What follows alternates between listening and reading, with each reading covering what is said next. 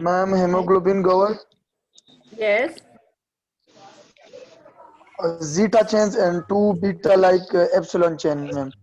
Yes. Two alpha So like zeta chains or epsilon chain, two beta like. okay, very well. Okay, now I'm giving you an assignment. Okay, now I'm giving you an assignment to all of you. कि आपने मुझे types of haemoglobin की presentation देनी है on my coming lecture. Okay fine. Yes, ma'am. Yes ma'am. ठीक है. तो ma'am एक दफा वो फर्स्ट वाली स्लाइड दिखाना है, एक सेकंड. बेटे वो एंड में मैं अब रिवाइज करूंगी. I have to move forward. Okay okay ma'am. Okay.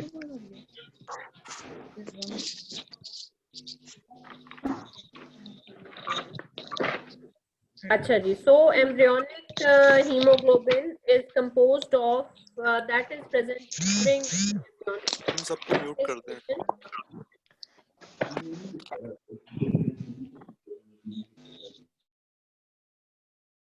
अच्छा जी. embryonic hemoglobin is present during our embryonic life, and embryonic hemoglobin is composed of two alpha like zeta chains and two beta like epsilon chains. ठीक है. And this hemoglobin gover is synthesized in our yolk sac during our embryonic life. This is not present in our adult life.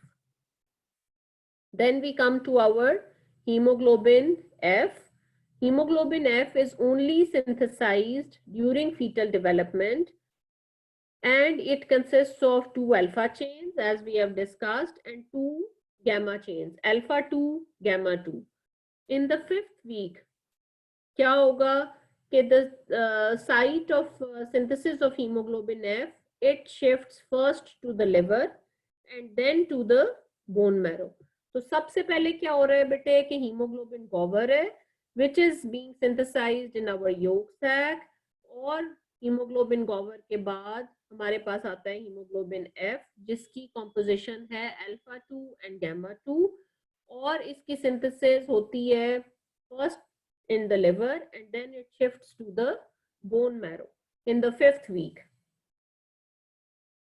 अच्छा जी. hemoglobin F जो है it represents less than 1% of the adult hemoglobin and that is around 2%. मैंने आपको कहा था less than 2% रहेगा, 1 to 2% के बीच में रहेगा. Then there is hemoglobin A2. Hemoglobin A2 first appears shortly before birth, and then hemoglobin A2 is synthesized in adults but at lower levels, and its composition is alpha 2 delta 2, and it comprises around 2% to 5% of the adult hemoglobin. ठीक है बेटे. तो हमारे पास अभी तक hemoglobin A आ गया, hemoglobin F, गोवर hemoglobin, and we have hemoglobin A2. hemoglobin A की क्या composition थी बेटे? alpha 2 and beta 2. दो अल्फा चेन्स हैं, दो बीटा चेन्स हैं, और इसकी सिंथेसिस कब स्टार्ट होती है? At the 8th month of our fetal life its synthesis starts, और फिर 8th month में कहाँ स्टार्ट होती है इसकी synthesis? In the bone marrow of the foetus. जो गोवर हीमोग्लोबिन है बेटे that is the embryonic haemoglobin या फीटल हीमोग्लोबिन, और इसमें क्या करता है कि ये इसकी सिंथेसिस योक सैक में होती है. इसकी कॉम्पोजिशन क्या है बेटे?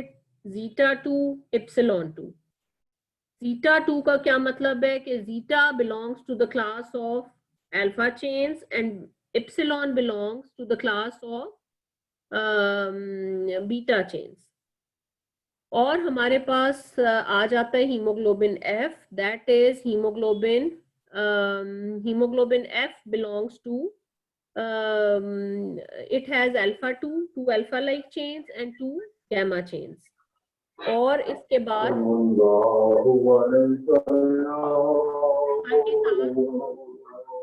yes Saad, what's the problem?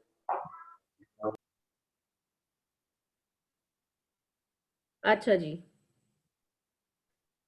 So what happens here that hemoglobin A is slowly and non-enzymically. It is glycosylated, and the extent depends on the plasma concentration of the glucose. Hemoglobin A1C has glucose residues at the amino group of the N-terminal valine or beta globin chain. ठीक है, तो किसमें haemoglobin A1C की बेटे same composition है as haemoglobin A. इसमें 2 alpha chains हैं और 2 बीटा चेन्स हैं, 2 alpha chains and 2 beta chains. लेकिन सिर्फ इसमें फर्क क्या है कि इसमें हमारे पास at the amino group of the valine, amino group. Yes, Saad, why are you unmuting yourself again and again? What's the problem? Sit quietly and don't disturb the class. If you want to leave, you can leave the class, Saad.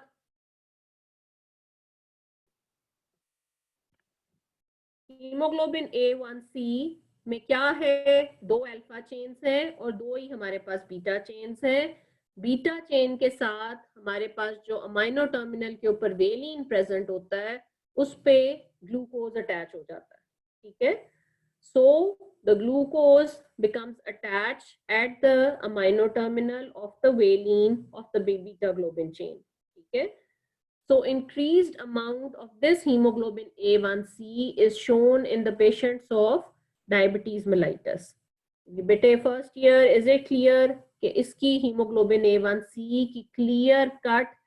Yes Ayesha, yes, you want to ask something?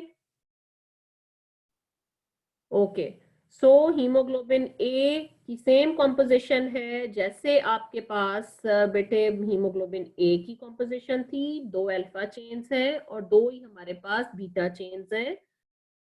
जब 2 alpha chains हैं हमारे पास और 2 beta chains हैं, तो फर्क क्या है इसमें कि हमारे पास जो बीटा चेन की अमाइनो टर्मिनल पे, amino terminal not the carboxylic terminal, you all know कि हर पॉलीपेप्टाइड का, हर प्रोटीन का एक कार्बोक्सिलिक टर्मिनल होता है और एक ही आपके पास अमाइनो टर्मिनल होता है.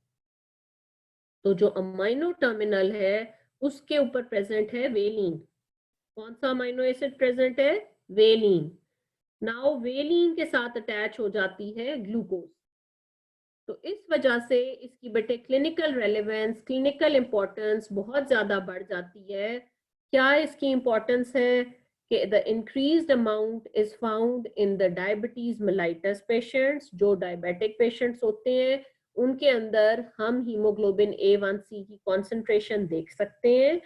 और जब हम इसकी कॉन्सेंट्रेशन देखते हैं बेटे, तो उसका क्या फायदा है हमें? उसका फायदा ये है कि ये डायग्नोसिस के लिए नहीं है. डायग्नोसिस के लिए तो simply we can do serum glucose levels. हम क्या करवाते हैं? सीरम ग्लूकोज लेवल्स करवा देते हैं. लेकिन हमारे पास जो प्रोग्नोसिस के लिए, प्रोग्नोसिस का मतलब क्या होता है बेटे? डायग्नोसिस होता है कि आपने फर्स्ट टाइम उसको डिटेक्ट किया. तो डिटेक्शन के लिए नहीं है कि ये डायबिटीज का पेशेंट है, इसको हमने लेबल करना है तो हम इसका HbA1c कराएं. Yes, Suhaib, you want to ask something? Only raise your hand, don't unmute yourself. Okay, so what's happening here कि यहाँ पे हम एक हीमोग्लोबिन A1C की क्लिनिकल रेलेवेंस कर रहे हैं बेटे. हीमोग्लोबिन A1C की क्लिनिकल रेलेवेंस क्या है कि हम किसी भी डायबिटिक पेशेंट की डायग्नोसिस के लिए ये टेस्ट नहीं करवाते. You must be clear as you are all becoming doctors. हम इसको क्यों करवाते हैं? Just for the prognosis.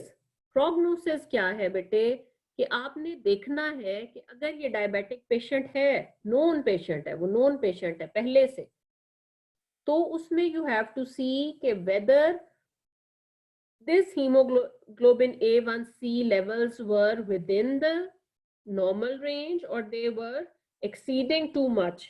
उसका control of glucose level in the diabetic patient ये हमें show करेगा कि पिछले 3 महीने में as you all know कि RBCs की जो लाइफ स्पैन है कितनी होती है? 120 days. 120 days एक नॉर्मल RBC का लाइफ स्पैन होता है बेटे. तो पिछले 3 महीने में जो हीमोग्लोबिन प्रेजेंट रहा उन आरबीसीज में, उसके साथ अगर बहुत raised amount of glucose present है in the plasma, in the serum, तो वो ज्यादा से ज्यादा अटैच हो जाएगी with the beta chain of haemoglobin. तो इससे हमें पता चलेगा कि what was the control of that diabetic patient, क्योंकि आप सब लोगों को पता है कि जो डायबिटिक पेशेंट्स होते हैं उनको कहा जाता है to strictly monitor their diet. क्या मॉनिटरिंग करनी है उन्होंने डाइट की, कि उन्होंने शुगर नहीं लेनी, कोई चीनी नहीं खानी, कोई चावल नहीं खाने, आलू नहीं खाने, so they have to certain restrictions imposed on their diet। तो उनमें क्या होता है कि वो जब डाइट को मॉनिटर नहीं करते तो ये HbA1c लेवल्स रेज हो जाएंगे। अगर वो अपने डाइट को मॉनिटर कर रहे होंगे तो उनकी HbA1c लेवल से हमें पता चल जाएगा। और हम इसके बारे में क्यों कंसर्न्ड है? हम इसके बारे में बेटे इस वजह से कंसर्न्ड है कि diabetes mellitus in the long run, if goes uncontrolled, it leads to a lot of complications। तो कौन सी complications हो सकती हैं? Those complications can be diabetic retinopathy, blindness हो सकती है, cataracts हो सकते हैं, nephropathy, kidneys में उनके problems आ सकती है, और अगर बहुत ब्लड सप्लाई रुक जाए, कैपिलरीज में प्रॉब्लम आ जाए, तो अगर कोई मामूली सा भी वूंड होगा, just a pin prick, it can even lead to gangrene. Gangrene क्या होता है बेटे? Death of that tissue. ठीक है, so it can lead to death of that tissue. Now I am unmuting you all, so you can ask questions. What is there any question bete? Hemoglobin A1c की importance आप लोगों को समझ आई? Yes ma'am, उसकी आ गई, लेकिन haemoglobin A2 जो है ना उसको थोड़ा रिपीट कर दे मैम। ठीक है, मैं कर देती हूँ। Laiba, yes Laiba.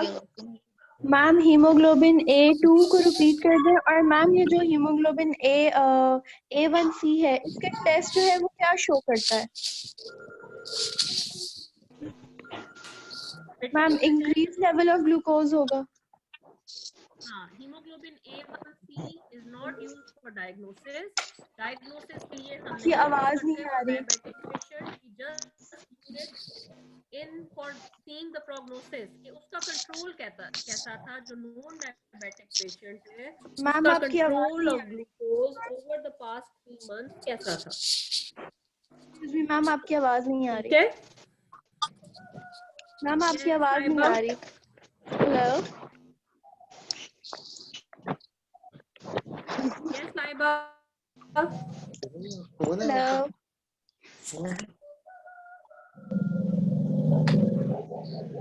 Sorry, I can't hear you, Laiba. आपका कुछ ऑडियो का मसला है, I can't hear you। Ma'am वो कह रही हैं आपकी आवाज नहीं आ रही। अच्छा ठीक है, मैं दोबारा से बताती हूँ बेटे। हीमोग्लोबिन बेटे हमारी बॉडी में प्रेजेंट रहता है फॉर 120 डेज। 120 डेज क्यों प्रेजेंट रहता है? क्योंकि आरबीसीज का जो लाइफ स्पैन है वो 120 डेज है। ठीक है, आरबीसीज का जो लाइफ स्पैन है आप सबको म्यूट कर दें। एक्सक्यूज मी मैम, आप प्लीज बाकी सबको म्यूट कर दें। आप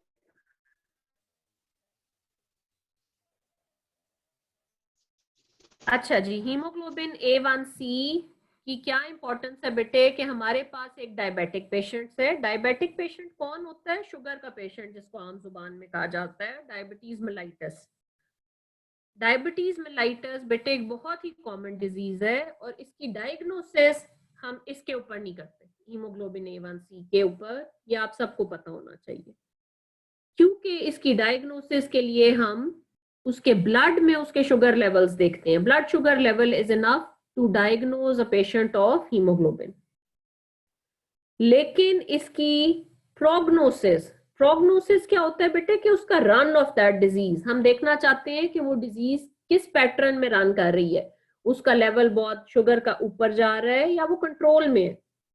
अगर वो लेवल कंट्रोल में है तो इसका मतलब है कि that patient is not prone to develop complications। जी Iza, yes Iza, any question? No ma'am, मुझे सिर्फ प्रेजेंटेशन के बारे में पूछना था। ठीक है, वो मैं एंड में बताऊंगी बेटे। No, I am not in the okay middle of the lecture. Okay ma'am. अच्छा जी, सो यहाँ पे क्या है बेटे कि हमारे पास ओवर द पास्ट 3 months वही हीमोग्लोबिन प्रेजेंट रहेगा इन आरबीसीज। तो 120 डेज का लाइफ स्पैन होता है जिनका। तो अगर हमारे डायबिटिक पेशेंट के अंदर, किसी भी डायबिटिक पेशेंट के अंदर हम HbA1c कराते हैं हर 6 महीने बाद, ताकि हमें पता चलता रहे कि उसका प्रोग्नोसिस क्या है, उसका रन ऑफ दैट डिजीज क्या है। रन ऑफ दैट डिजीज के मतलब उसका कंट्रोल था अपने शुगर लेवल्स के ऊपर, उसने वो सब इंस्ट्रक्शंस फॉलो की जो आपने बताई थी।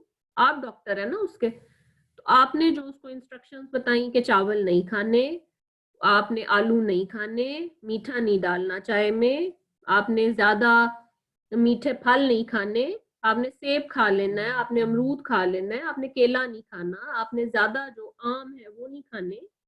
तो आपने जो उसको इंस्ट्रक्शंस दी थी वो उसने फॉलो की कि नहीं की, ताकि उसमें शुगर लेवल कंट्रोल में रहे। और जब वो शुगर लेवल कंट्रोल में रहेगा तो उसके अंदर कॉम्प्लिकेशंस लेस डेवलप होंगी, कम डेवलप होंगी। अगर उसको हम अनकंट्रोल छोड़ देंगे तो उसका uncontrolled sugar level will lead to complications. Complications क्या होती हैं बेटे कि या तो वो आईज को खराब कर देगा, या वो किडनीज को खराब कर देगा, या वो हमारे एक्सट्रीमिटीज को खराब कर देगा। एक्सट्रीमिटीज आप सबको पता है कि हमारी हाथों के एंड्स, हमारे पाँव के एंड्स, हमारी जो एंड्स की तरफ पेरिफेरल पार्ट्स हैं हमारे, दे ऑल आर एक्सट्रीमिटीज। और इसमें दे कैन डेवलप गैंग्रीन, और वो गैंग्रीन की वजह से कई दफा इतने सिवियर पेशेंट्स होते हैं, gangrene is the death of that tissue. और जब डेथ हो जाती है तो फिर there is no other solution than to cut it, आपको उस पार्ट को कट करना पड़ता है। तो ये इतनी सिवियर कॉम्प्लिकेशंस हैं डायबिटीज की, तो इस वजह से डायबिटीज के में कंट्रोल करना पड़ता है शुगर लेवल को।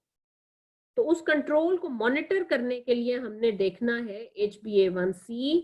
HbA1c जो है उसमें ग्लूकोज अटैच हो जाती है with the beta globin chain. Beta globin chain में किसके साथ अटैच हो जाती है? वेलिन के साथ। ठीक है, I hope Alizeh and Alina and everybody else who wanted to clear it, क्या उसको क्लियर हो गया। Now coming back to haemoglobin A2। hemoglobin A2 is another type of adult hemoglobin, और इसमें जो है ये 2 to 5% होता है।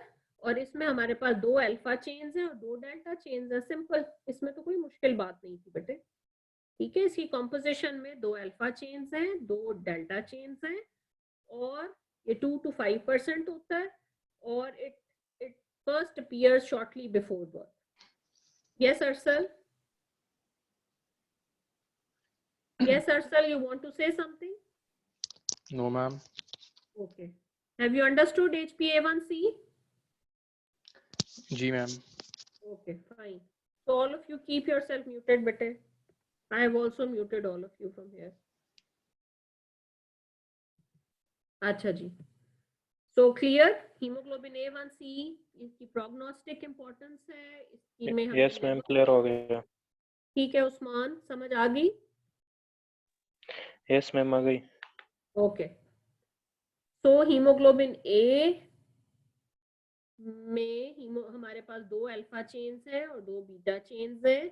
इनके अमाइनो टर्मिनल के ऊपर जो वेलिन प्रेजेंट है उसके साथ ग्लूकोज अटैच हो जाएगा, and this is a non enzymic reaction, और ये बनाएगा, मतलब इसमें किसी एंजाइम की जरूरत नहीं है, ठीक है, to catalyse this incorporation of glucose.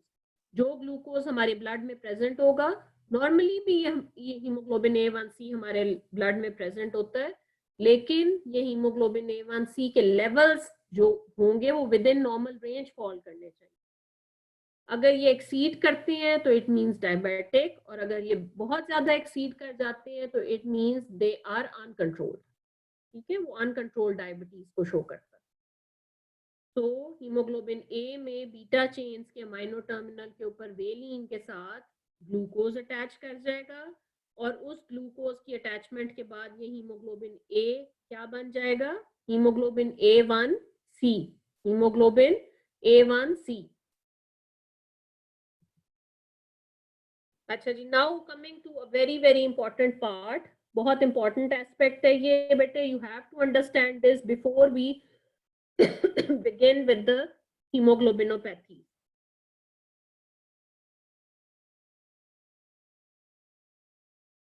अच्छा जी, so hemoglobin में हमने कहा कि हीमोग्लोबिन ए की क्या कॉम्पोजिशन थी, हीमोग्लोबिन A2 की क्या कॉम्पोजिशन थी, हीमोग्लोबिन F की, हीमोग्लोबिन गोवर हीमोग्लोबिन की, और सब की हमने कहा क्या क्या कॉम्पोजिशन थी। ठीक है,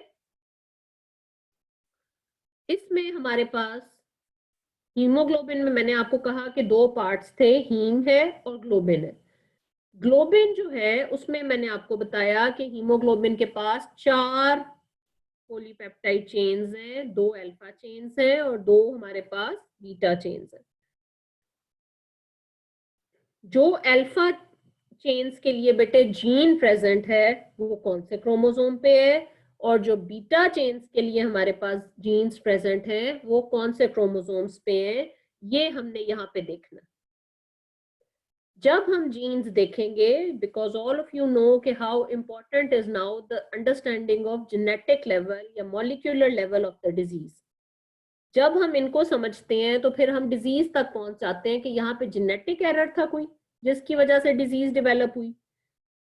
like these genetic errors will lead to the disease process of hemoglobin, which we call hemoglobinopathies, जो के हैं सिकल सेल एनीमिया, आप सबने नाम सुना हुआ है, और थैलेसीमिया। इसके अलावा भी बहुत सारे हैं which we start with in our next lecture. तो ही ऑर्गेनाइजेशन कैसे होती है इन जीन्स की, ग्लोबिन जीन्स की। ठीक है, ग्लोबिन जीन्स की ऑर्गेनाइजेशन कैसे होती है बेटे, that we need to cover. इसमें हमारे पास 2 क्रोमोसोम्स हैं बेटे, क्रोमोसोम्स नंबर 16 और क्रोमोसोम नंबर 11। ठीक है, कौन कौन से 2 क्रोमोसोम्स हैं हमारे पास, क्रोमोसोम नंबर 16 और क्रोमोसोम नंबर 11। क्रोमोसोम नंबर 16 जो है that is containing chromosome alpha globin like genes. ठीक है, क्रोमोसोम नंबर 16 पे प्रेजेंट है हमारी तमाम अल्फा ग्लोबिन लाइक जीन्स, और क्रोमोसोम नंबर 11 पे हमारी प्रेजेंट है beta globin like genes. Understand क्या हुआ बेटे कि हमारे पास हीमोग्लोबिन में देयर आर 4 पॉलीपेप्टाइड चेन्स। जब 4 पॉलीपेप्टाइड चेन्स हैं तो इसकी हमारे 2 अल्फा हैं और 2 बीटा हैं, या फिर अल्फा लाइक और बीटा लाइक है। ठीक है, जैसे गैमा हो गया they are beta like, delta हो गया दे आर बीटा लाइक, या फिर जीटा और एप्सिलॉन है, zeta are alpha like and epsilon are beta like. तो इसमें हमारे पास जो है बेटे इन सब चेन्स की जो हमारे पास जीन्स हैं वो कौन से क्रोमोसोम्स पे प्रेजेंट है, दैट वी हैव टू सी। वो कहाँ प्रेजेंट होती हैं, क्रोमोसोम नंबर 16 पे प्रेजेंट है अल्फा ग्लोबिन चेन की जीन्स, और क्रोमोसोम नंबर 11 पे प्रेजेंट है बीटा ग्लोबिन की जीन्स। ठीक है, फाइन। अल्फा ग्लोबिन जीन्स कहाँ प्रेजेंट है बेटे, क्रोमोसोम नंबर 16 पे, और बीटा ग्लोबिन जीन्स प्रेजेंट है क्रोमोसोम नंबर 11 पे। ये बहुत जरूरी है अंडरस्टैंड करना बेटे, only then you can understand the basic pathology or the basic disease process going on in thalassemia and in sickle cell anemia. So alpha globin like genes में हमारे पास बेटे 2 alpha globin like genes हैं, alpha 1 और alpha 2। ठीक है, क्योंकि एक alpha ने जानना है अल्फा बीटा 1। मैम आपकी आवाज बहुत स्लो आ रही है। बेटे शुरू से स्लो है या अब स्लो हुई है? नो मैम, अभी हुई है। अच्छा, अब क्लियर है? Is it clear now? No ma'am, अभी भी बहुत स्लो इज इट है। Ma'am better now? मुझे तो क्लियर आ रही है आपकी आवाज। अच्छा Arsal, you can hear me? जी मैम। यस मैम, मुझे भी क्लियर आ रही है। ओके अब्बास, ठीक है। हाँ जी असर, can you hear me now? Ma'am मुश्किल है, तो बहुत बेटे स्लो है थोड़ा आवाज। करीब होके बैठो। Are you wearing your headphones? Are you wearing your headphones? Yes ma'am, yes yes okay, ma'am. All of you should be wearing headphones so that to अगर किसी के कोई लैपटॉप में कोई मसला है या कोई भी प्रॉब्लम है तो that the audio becomes clear. ठीक है, आप सब लोगों को हेडफोन्स पहन के बैठना चाहिए। Yes ma'am, thank you. Okay अच्छा, now again I am repeating कि बेटे जो अल्फा ग्लोबिन लाइक जीन्स हैं वो क्रोमोसोम नंबर 16 पे प्रेजेंट है, और जो बीटा ग्लोबिन जीन्स हैं they are present on chromosome number 11। अब हमारे पास दो अल्फा की जीन्स हैं बेटे, अल्फा 1 जीन और अल्फा 2 जीन, वो प्रेजेंट है क्रोमोसोम नंबर 16 पे, और एक हमारे पास जीटा जीन है। क्यों zeta gene? Because zeta is alpha like gene, और ये अल्फा लाइक चेन हमें देगा हीमोग्लोबिन गॉवर बनाने के लिए। हीमोग्लोबिन गॉवर बनाने के लिए हमें चाहिए जीटा जीन, जो जीटा चेन दे, और जीटा चेन कहाँ जाएगी बेटे? हीमोग्लोबिन गॉवर में। अच्छा जी, now we come to chromosome number 11। तो हमारे पास क्रोमोसोम नंबर 16 पे कितने जीन्स प्रेजेंट है? We have alpha 1, we have alpha 2 and we have zeta. ठीक है, हाँ जी Amina, Amina can you listen me? Amina Abid, Amina. Yes, ma'am, I can. Okay, how many alpha genes are present on chromosome number 16?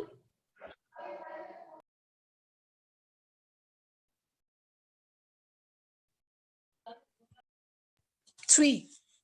Yes, we have alpha 1, we have alpha 2, and we have zeta.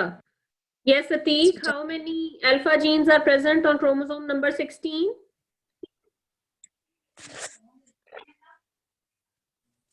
Yes, Atik.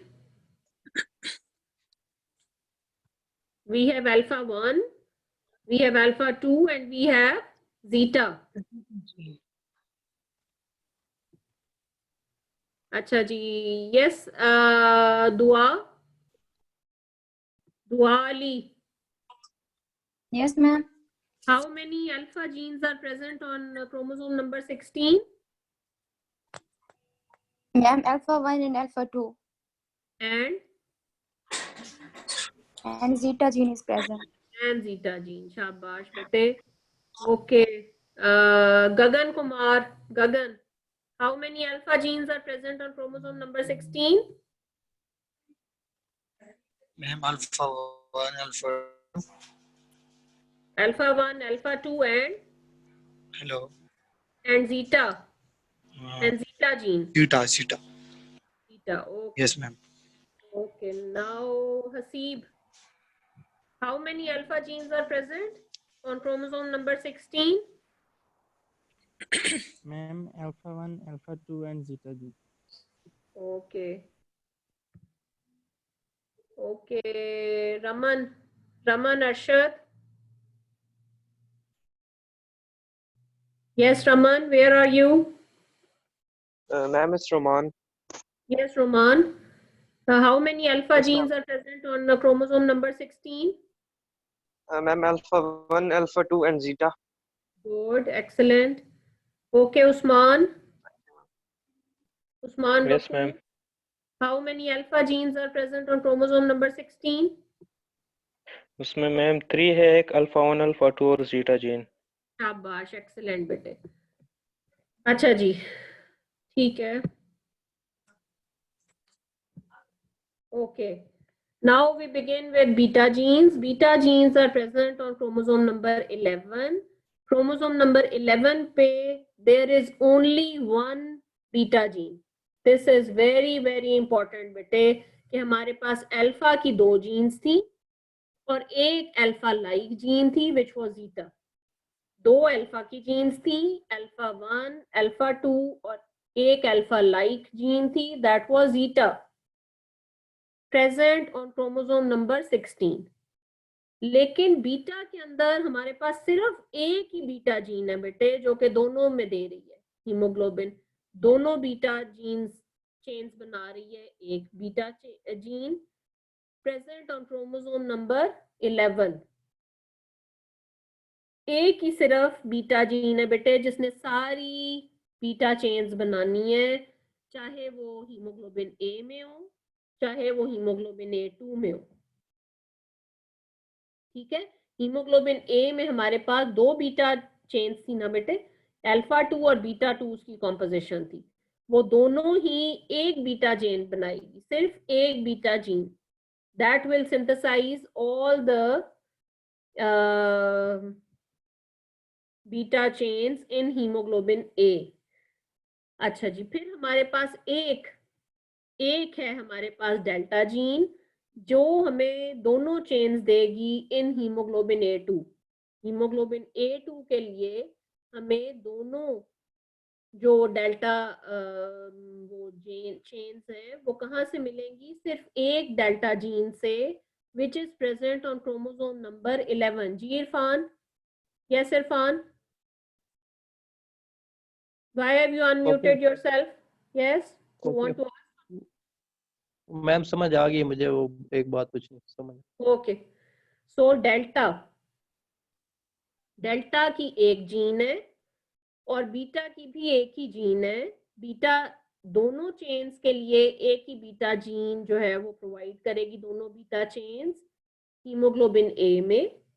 दोनों delta chains जो present है haemoglobin A2 में, वो एक ही delta gene देगी।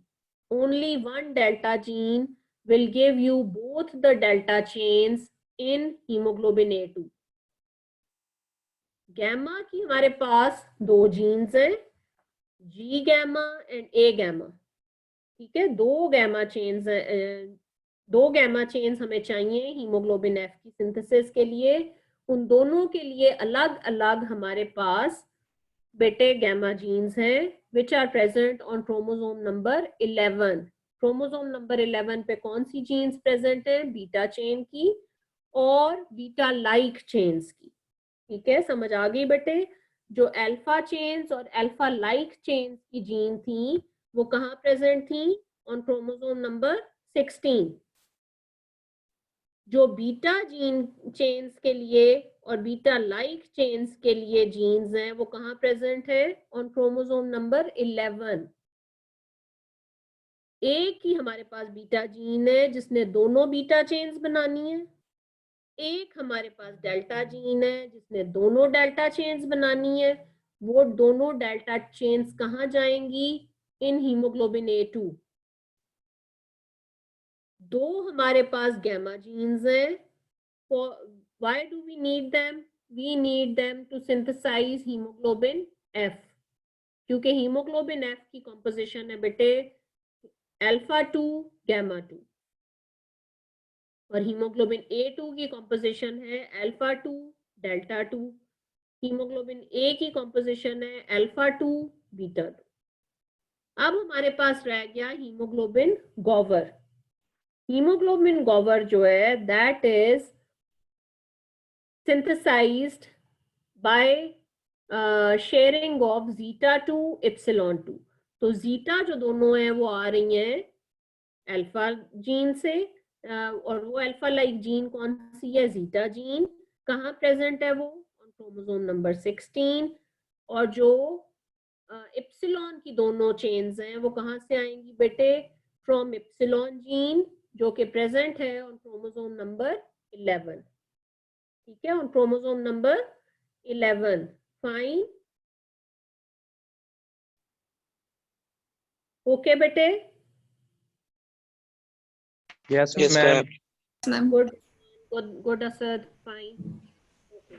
So we have 2 chromosomes bete, chromosome number 16, chromosome number 11। Chromosome number 16 पे हमारे पास है 3 जीन्स प्रेजेंट हैं, विच आर अल्फा जीन्स या अल्फा लाइक जीन्स। वो अल्फा चेन देंगी या फिर अल्फा लाइक चेन्स देंगी। Alpha 1, alpha 2 and zeta. जो क्रोमोसोम नंबर 11 है उसके ऊपर हमारे पास 5 genes are present there, total 5. One beta gene which is going to give us both the beta chains in hemoglobin A, एक delta gene which are going to give us both the delta chains in hemoglobin A2. We have 2 gamma genes which are going to give us 2 gamma chains in hemoglobin F, and 1 epsilon gene which is going to give us 2 epsilon chains for hemoglobin Gover. Fine, okay.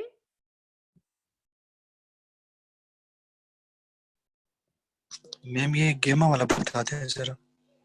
अच्छा बेटे, fine गगन, क्या हो रहा है यहाँ पे कि हमारे पास बेटे क्रोमोसोम नंबर 11 पे एक ही बीटा जीन है जो कि दोनों बीटा चेन्स बनाएगी for participating in the synthesis of haemoglobin A. एक ही डेल्टा जीन है जो कि हमें दोनों डेल्टा चेन्स देगी for synthesis of haemoglobin A2। लेकिन जो गैमा चेन है जिसने हीमोग्लोबिन F बनाना है उसके लिए हमारे पास 2 जीन्स हैं, ठीक है। How many genes? 2 genes, G gamma and A gamma. Both are present on the chromosome number 11 to participate in the synthesis of hemoglobin F. और एक इप्सिलॉन जीन है जिसने दोनों इप्सिलॉन चेन्स बनानी है इन हीमोग्लोबिन गोवर फॉर zeta 2 epsilon 2, ठीक है, zeta 2 epsilon 2। अच्छा जी, now coming to the end, क्या हो रहा है बेटे कि हमारे पास अब ये जब ये जीन्स आ गई, इन जीन्स ने क्या करना है बेटे कि चेन्स बनानी है रिस्पेक्टिव। तो हमारे पास होगा सबसे पहले तो हमारे पास ऑब्वियसली रेप्लिकेशन होगी। रेप्लिकेशन जब हो जाएगी तो हमारे पास डीएनए आ जाएगा, उस मास्टर कोड से हम करेंगे ट्रांसक्रिप्शन ताकि हमें आरएनए मिले, और उस आरएनए के रिजल्ट में हमारे पास जब मैसेंजर आरएनए प्रिकर्सर आएगा तो इसमें हमारे पास 3 एक्सॉन्स हैं which are shown in the blue colour, 1 exon, 2 exon and 3rd exon. First axon, 2nd axon and the 3rd axon, and in between them जो intervening sequences हैं we have 2 introns, intron number 1 and intron number 2। In introns को हमने lariat structure बनाना है and we will remove them by the process of splicing, ठीक है। किससे हम remove करेंगे इसको? splicing के mechanism से, और ultimately we will join all 3 axons to get the final messenger RNA जिससे ट्रांसलेशन होगी और हमारे पास आ जाएगा हीमोग्लोबिन। ये बेटे बहुत इंपॉर्टेंट एक हीमोग्लोबिन की सिंथेसिस का अगर मैं आपको क्वेश्चन देती हूँ तो एक आप write down both the questions, जिसको आपने एक पावर पॉइंट की प्रेजेंटेशन बना के मुझे शो कराना है, चाहे वो 2 स्लाइड्स की हो, ठीक है, चाहे वो 2 स्लाइड्स की हो, लेकिन I will give you time on my next lecture ताकि आप लोग अपनी शेयर स्क्रीन करें मेरे साथ और I will give you marks for that, ठीक है। तो अभी मैं आप लोगों में डिस्ट्रीब्यूट कर देती हूँ ये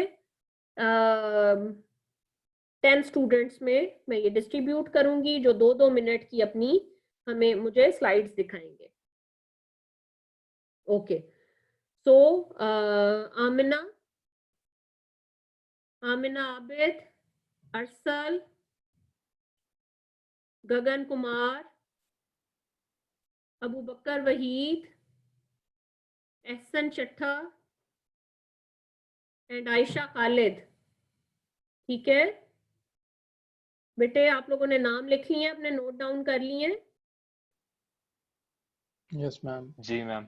ओके, आप लोग मुझे बताएंगे types of haemoglobin and their composition and on which chain is coming from which gene on which chromosome. This is my question. Fine? Yes ma'am. Okay. Yes ma'am. Now ma'am this haemoglobin F की composition क्या थी? alpha 2 and gamma 2 बेटे। ठीक है ma'am. ये आपकी book में है, लिपिनकॉट में एवरीथिंग, ठीक है। अच्छा जी, नाउ फैसल जावेद, फातिमा कमर, हाफिजा सैयदा राबिया, हाजरा इफ्तिखार, मरियम अंसर एंड मोहम्मद हमाद। ठीक है, all of you have noted down बेटे, all of you have noted down your names. Asad, please write down all of their names and then mail me their names कि मैंने इनमें क्या क्या डिवाइड किया है, so that Yes, on the next lecture we will move forward and we will give them 2 minutes each so that they can share their screen with us and show them what they have made. और इसमें इन्होंने बताना है, ये जो last वाले 5 थे, इन्होंने बताना है अबाउट दिस डायग्राम कि how haemoglobin is synthesised as a result of transcription and translation. Ma'am इससे पिछले 2 स्लाइड्स है वो तो दिखा दे मैम। बेटे I will share this lecture with you, मैं असद को मेल कर रही हूँ रोज के रोज जितना जो लेक्चर है, और वो वहां से आप देख लें। बाकी कोई क्वेश्चन है तो जरूर पूछे, कोई क्वेश्चन है नहीं तो मैम, बताइए। क्वेश्चन है नहीं मैम, सही है मैम। ओके ठीक है, सो this is all. In our next lecture we will begin with hemoglobinopathies, और in कोई प्रॉब्लम है, कोई क्वेश्चन है तो you are all free to ask. Excuse me, all of you. Yes. Yes. Ma'am जो first group को आपने topics distribute किए हैं वो काइंडली रिपीट कर दें। फर्स्ट ग्रुप को बेटे मैंने टॉपिक्स डिस्ट्रीब्यूट किए, वो टॉपिक है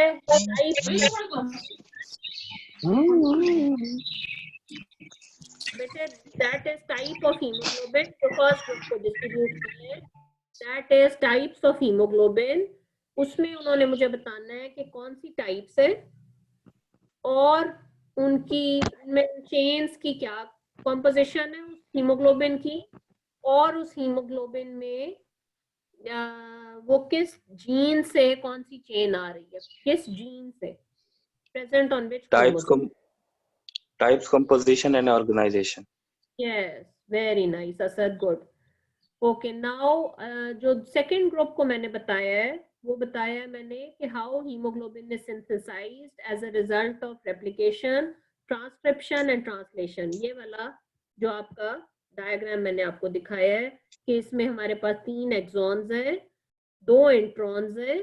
Those introns after transcription they will undergo splicing, and after splicing we will get mature messenger RNA that will go in the cytosol and synthesize hemoglobin. ठीक है, as a result of कौन सा process हमारे पास mature hemoglobin is synthesized. ठीक है, fine. Yes Wahaj. Ma'am एक question है। जी वहाज पूछे बेटे। ये बीटा ग्लोबिन लाइक जीन्स जो है क्रोमोसोम 11 पर, हाँ, इसमें ये बीटा और डेल्टा जो है ये जीन जो है ये दो चेंज दे रही है ना? दो दे रही है, वो एक ही जीन दोनों चेंज। हाँ, और यहाँ पर गेमा तो 2 जीन्स है, तो फिर ये ओनली 2 चेंज क्यों दे रही है? तो बेटे यही तो बात मैं आपको समझा रही हूँ ना कि देखो अल्फा की 2 है हमारे पास, अल्फा 1 भी है और अल्फा 2 भी है, लेकिन बीटा की सिर्फ एक है। ये अल्फा 1 और अल्फा 2 ने देना है इसमें भी, हीमोग्लोबिन ए में भी, हीमोग्लोबिन A2 में भी, हीमोग्लोबिन F में भी, लेकिन बीटा ने सिर्फ 2 बीटा चेन्स देनी है एक ही जीन से। उस एक ही जीन के अंदर ये सारा कोड छुपा हुआ है उस डीएनए में कि उसने ये दोनों चेन्स बनानी है हीमोग्लोबिन ए की। फाइन, तो ये कोई नंबर डिपेंड नहीं करता कि वो 1 देगी या 4 देगी, बस जो उसके कोड में, मास्टर कोड में छुपा हुआ है, अल्लाह ताला ने छुपा के भेजा है। और इस जीन की में अगर कोई प्रॉब्लम होती है तो इसके ऊपर हम फर्दर डिस्कस करेंगे कि कैसे डिजीज प्रोसेस रिजल्ट करता है। Yes Hasan.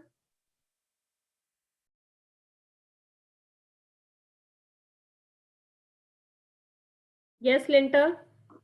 Ma'am excuse me, जो परसेंटेज है हीमोग्लोबिन की वो बुक में थोड़ी चेंज लिखी हुई है, तो हम Okay, कौन सी वाली करेंगे? तो बुक में बेटे लिखी हुई है आपके पास रीसेंट एडिशन में, वही वाली करें। Okay, thank you. या हाँ जी, हाँ जी, बताएं बेटे। और anyone else? Yes Hasan. Ma'am transcription translation वाली स्लाइड जरा दोबारा बता दें, और डिस्कनेक्ट हो गया था। ठीक है बेटे। मैम जिनको समझ आ गया वो चले जाएं। जी बेटे, जो वो चले जाएं। थैंक यू वेरी मच बेटे, thank you all of you. Only दो। अल्लाह हाफिज मैम। अल्लाह हाफिज। मैम अटेंडेंस के लिए आपने वीडियो तो नहीं ऑन करवाई? बेटे वो ले लिया उन्होंने, आईटी पर्सन्स ने। वो आपके नेम आ रहे थे ना, नेम और रोल नंबर्स के साथ, वो आपकी उसमें हो गई है। ठीक है, थैंक यू मैम।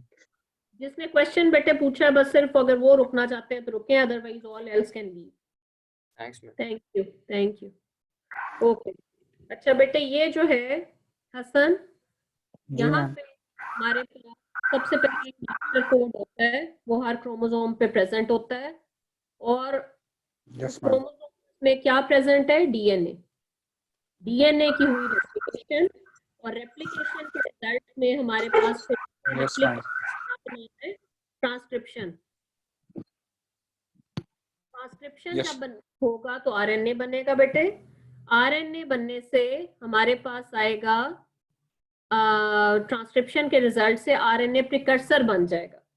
क्योंकि मैंने आपको बताया था लास्ट मॉड्यूल में सीएमएम में कि हमारे पास उसकी होती है पोस्ट ट्रांसक्रिप्शनल मॉडिफिकेशन, और उसमें होगा हमारे पास स्प्लाइसिंग का प्रोसेस, जिसमें हम intervening sequences which are introns वो रिलीज कर देंगे, रिमूव कर देंगे, और हमारे पास सिर्फ क्या रह जाएगा? Exons. So we have 3 exons for synthesizing the mature hemoglobin. तो ये मैसेंजर आरएनए बना, और मैसेंजर आरएनए से बन गया हमारे पास एक जो है वो मैच्योर हीमोग्लोबिन मॉलिक्यूल। ठीक है? Yes ma'am, thank you. Welcome बेटे। Anything else? मैम यहाँ क्रोमोसोम नंबर 11 में बीटा और डेल्टा है। बीटा भी 2 बीटा बनाएगी और डेल्टा भी 2 डेल्टा बनाएगी। एग्जैक्टली, बिल्कुल सही। यही पूछना था मैम। ओके बेटे। एनीथिंग मैम ये एल्स? यस मैम ये HbA1c है, हाँ हसन। इसकी कंपोजिशन HbA जैसी है या इसकी कंपोजिशन कितनी है? Same to same as haemoglobin A, जो हीमोग्लोबिन एडल्ट हीमोग्लोबिन है, अल्फा 2 और बीटा 2 अटैच हो जाता है बेटे। Only glucose becomes attached with it. Okay ma'am, thank you so much. Same composition. Anything else? No ma'am. Good बेटे, fine. अल्लाह हाफिज। Thank you. अल्लाह हाफिज मैम। मैम स्टूडेंट लेक्चर अल्लाह हाफिज मैम।